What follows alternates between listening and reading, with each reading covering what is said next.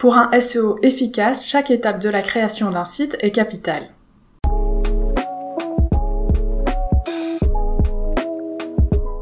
Bonjour, c'est Nora et sur cette chaîne, je vous aide à optimiser votre site WordPress. Dans cette série de vidéos, je vous montre comment construire un site optimisé pour le référencement.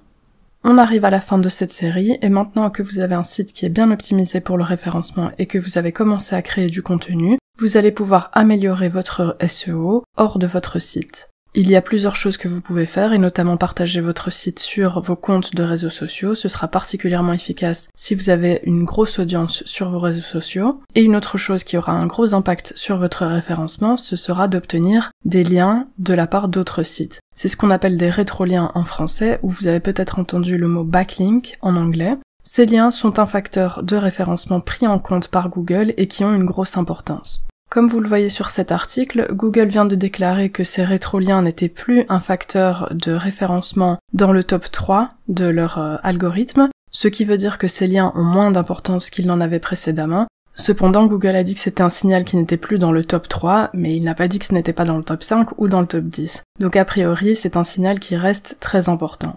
La première chose à faire pour commencer, c'est de vérifier si votre site a déjà des rétroliens. Donc est-ce que d'autres sites lient déjà vers votre site? Pour ça, vous avez des outils comme l'outil de vérificateur de backlink ou de rétrolien d'Ahref. Il suffit d'entrer votre URL et de faire la vérification. Avec cet outil, vous pourrez voir tous les rétroliens de votre site, donc tous les sites, les autres sites qui lient, qui ont un lien vers votre site. Vous aurez certainement des liens qui sont du spam et vous aurez également des liens légitimes, donc des gens qui référencent vraiment une ressource sur votre site comme une ressource intéressante à aller visiter. Il y a beaucoup de manières d'obtenir ces rétroliens et aujourd'hui la plupart des gens le font en payant.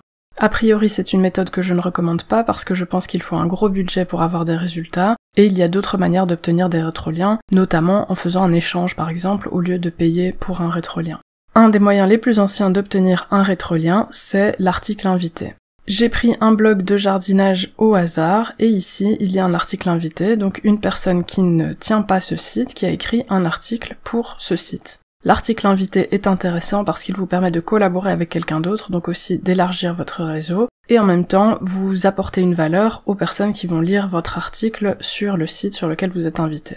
Vous pouvez être très créatif avec ceci et notamment proposer des échanges d'articles invités à des sites qui partagent une partie de votre audience ou une audience très similaire à la vôtre. Une autre manière de procéder qui est aussi très efficace si vous pouvez le faire, c'est de créer une ressource que les gens vont vouloir partager. Ici, j'ai pris une statistique, mais vous pouvez aussi créer un outil qui va être partagé par d'autres sites, ou une banque de données, ou tout ce que vous pouvez imaginer qui va être utile à d'autres personnes et qui va donner envie de partager cette page de votre site. Ici, j'ai pris comme exemple cette statistique de l'utilisation des logiciels e-commerce qui a été créée par ce site qui récolte ce type d'informations et donc qui a partagé les informations récoltées pour ces tendances. Et donc cette page sera évidemment très utile à partager pour n'importe qui s'intéresse aux statistiques des e-commerce, et elle vient d'une source qui est fiable. Donc cette page-ci, par exemple, a le potentiel d'apporter beaucoup de rétroliens à ce site.